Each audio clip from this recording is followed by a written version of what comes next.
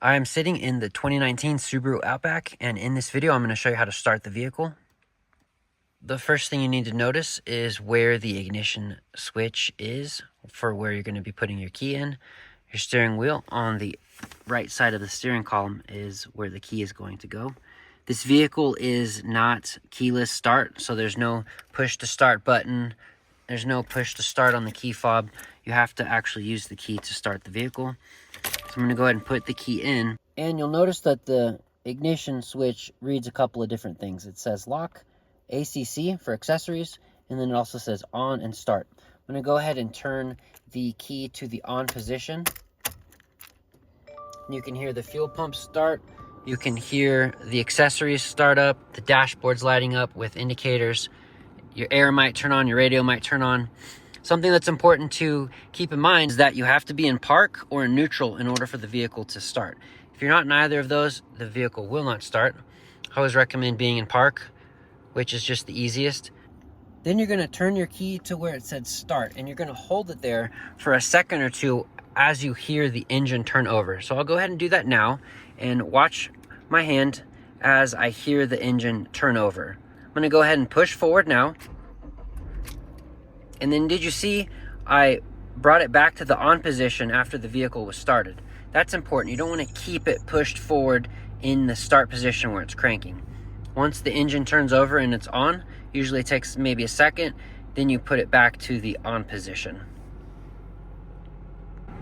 Now that the vehicle is on, you want to make sure you look at your dashboard and see what warning lights you have illuminated.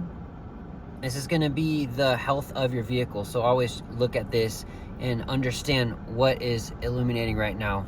Currently I have nothing except, my seatbelt isn't on, so I have that, and this is indicating that my headlights are on.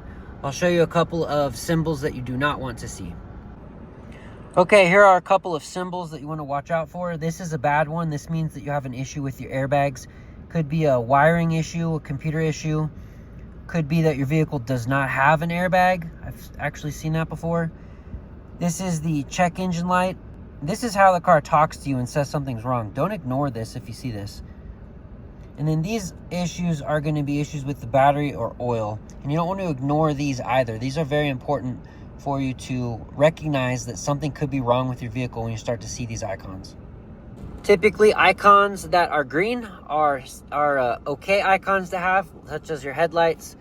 If something is red, that means it's life safety, it's dire. You need to put your seatbelt on as red.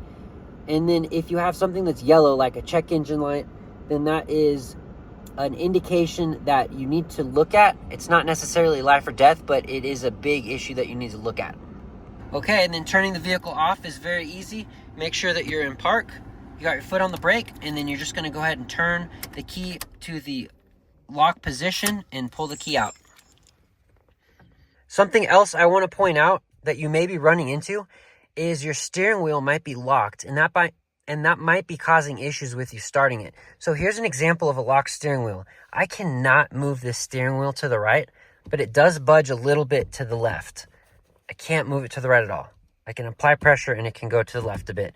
So if this is the case, this is an anti-theft feature that the car has built into it. It really just confuses the everyday normal driver. So in order to start your vehicle when your steering wheel is locked, all you need to do is hold down and then go ahead and crank the key to the right.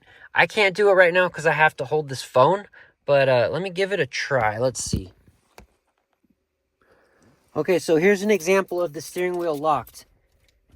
I'm going to turn it to the left. I'm going to hold it there, and then I can go ahead and turn my keys to unlock it. So just like that. I'm going to go ahead and take the keys out, and I'm going to lock the steering wheel. Okay, so now the steering wheel is locked, and you'll notice that you actually can't turn the keys. So this is probably what's happening to you if you have this situation.